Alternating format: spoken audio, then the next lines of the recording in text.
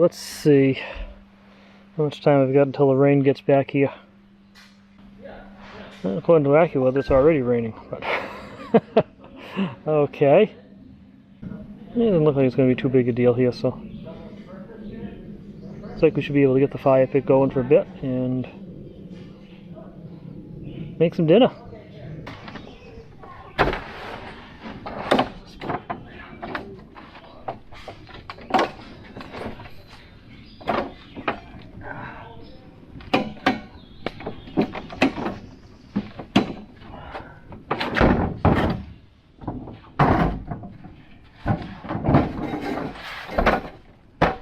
It's actually too warm by the fire pit here. I think I'm going to change it to my t-shirt before I start making dinner.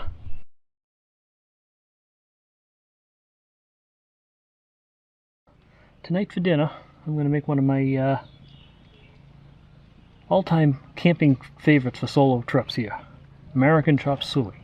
I've based it off of a recipe that I got from a website called Salad in a Jar, but I've made some modifications to my liking and what I happen to carry for ingredients, so I'll show you how I make it and how I've adjusted it for just making a single serving.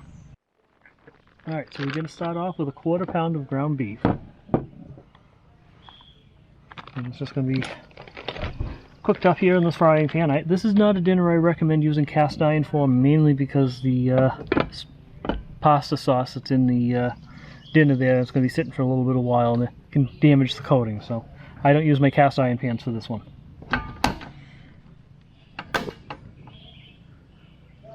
So we're going to brown the ground beef.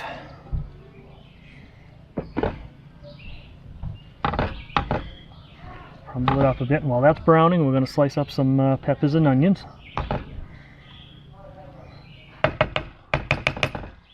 Add those to it as we go. Beat up the onion here.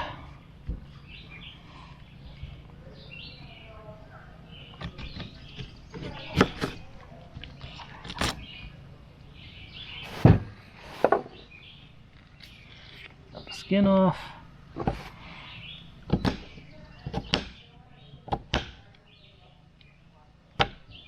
Remember, you're just making a serving for one here, or at least I am. So, again, I don't really measure things much. I kind of just gauge as I go along here, so just keep that in mind. I don't have actual measurements of how much onion and pepper you should put in. Just use your best judgment. If it looks like enough, it's probably enough.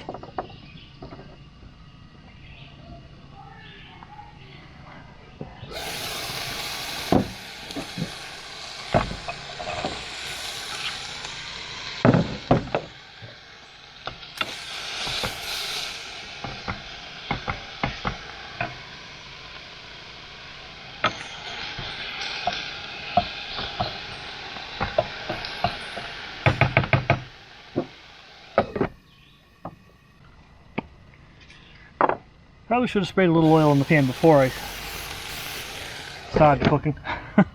Oops.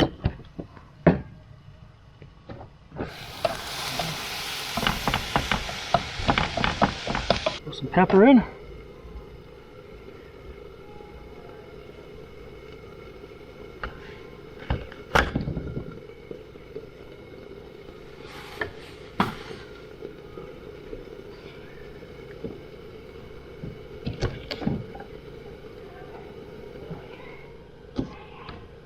Just want to dice the pepper up just like the onion.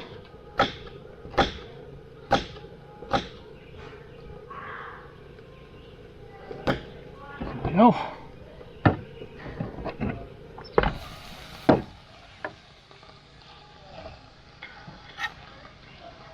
All right.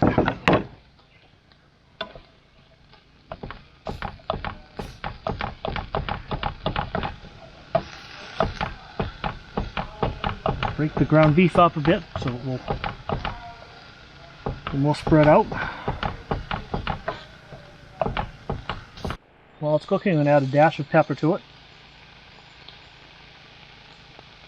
Coming out of the thing? Not really. Alright. There we go. That looked like a lot more than a dash, but there's barely anything coming out, so don't worry about it.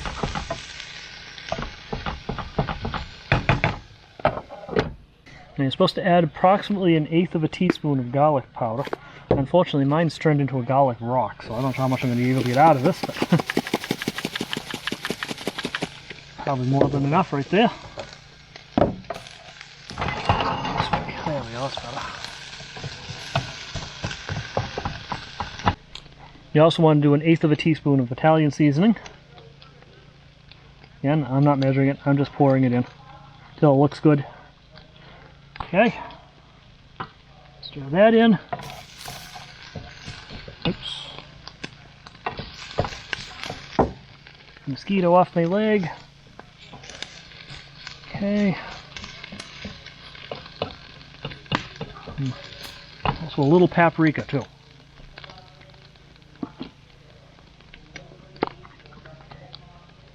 Oops, plenty. That's plenty. Alright, that in too. Alright, now the beef is pretty well cooked here, so we're ready to add the sauce to it. Okay, so what I actually use is pizza sauce, but you can use any sauce you like. Just has a little bit of a different seasoning to it. And I just pour some in until it looks good.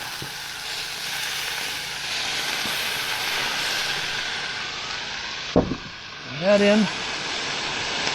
And keep down.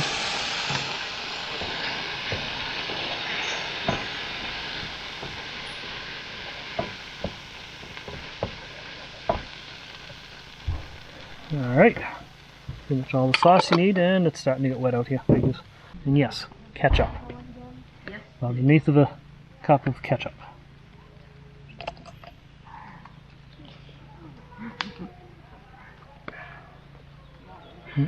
Yeah.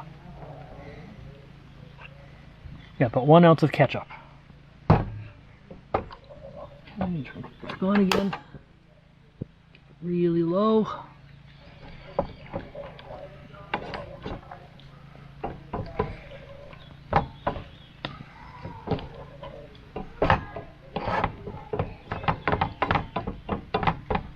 Yeah, we let that simmer for a minute or so. Now, I don't really care for Worcestershire sauce because that's got anchovies in it, so I just use soy sauce in its place. So, I just put a squirt of this in. Look at that, there we go. Stir that in too. Almost forgot one very vital piece of the recipe here, cheddar. We'll put some cheddar in. Again, generally speaking, you don't need a lot. Just a coating. And then you stir it in.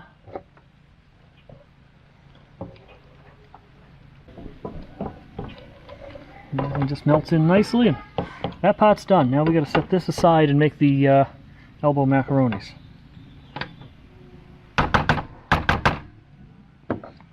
Because I only have a single burner. If you had a 2-burner stove, you could have made the macaronis at the same time, but I'm only using a single burner right now because I'm just here for one night and the weather's too unstable to leave things set up right now.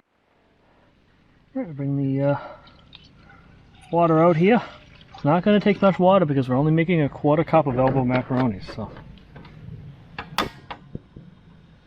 not going to take much water at all.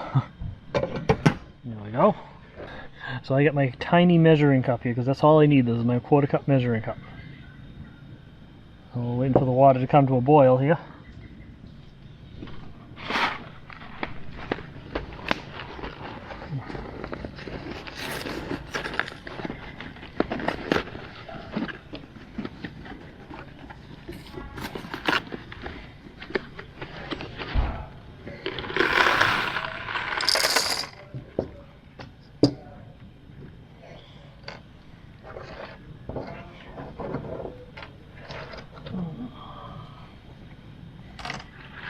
It's tough pouring the elbows into this little tiny opening, what can I say?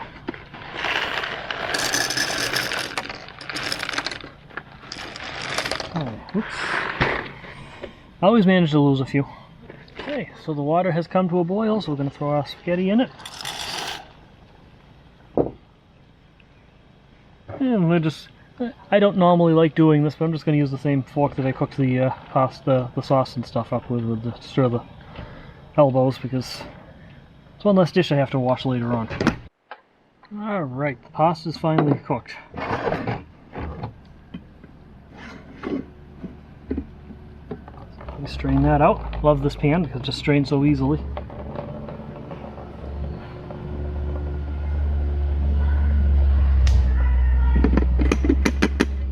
Go.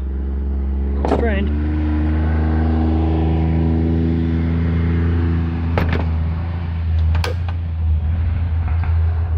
That, the sauce to it. I mean, yeah. Reheat that while I add the pasta to it. Sauce, I'm an idiot. That in.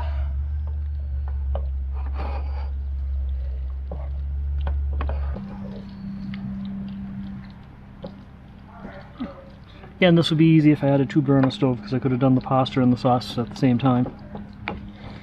I just didn't feel like pulling that all out and setting it all up. Okay. Put it back on. About a minute to reheat.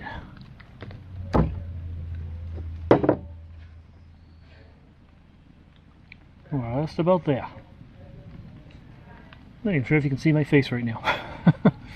The lighting the way it is, and it's spitting rain again. Gonna be a fun evening. And the noisy kids.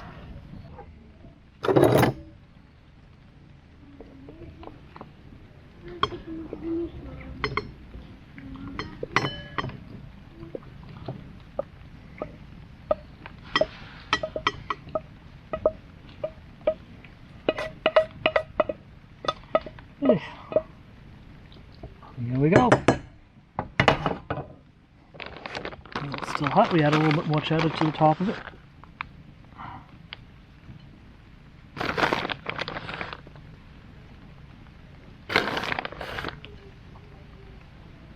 And there we go. Dinner is done. So here's the completed dinner. American chop suey, or depending on what part of the country you're in, beef goulash. I do like to add a little extra shake of cheese to it. Also pairs up very nicely with a bottle of root beer. This one is a brownie caramel cream root beer. I picked this up at Cracker Barrel when I was out in Ohio. Had this flavor before, it's pretty good. Funny, I'm not usually a fan of caramel, but this particular root beer tastes pretty good. Not much head on it though, but yeah, oh well. Anyway, that's the recipe. Oh, good root beer too. Guess you're actually wondering how it tastes, huh? Alright. I said I like lots of cheese on my dinners. So. Alright. Yeah.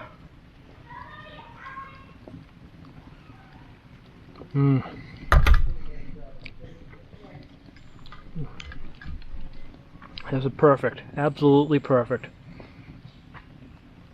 If you're into camping, this is one of my favorite camping recipes, so give it a try. Let me know what you think. Seems to be raining at the moment. I finished my dinner.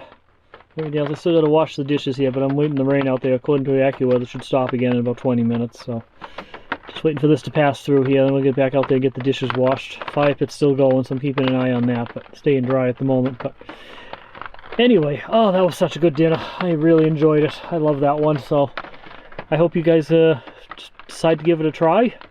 And if you like this recipe, make sure you hit that like button below and subscribe. I have a lot of other recipes and a lot of other camping adventures to go through with you, so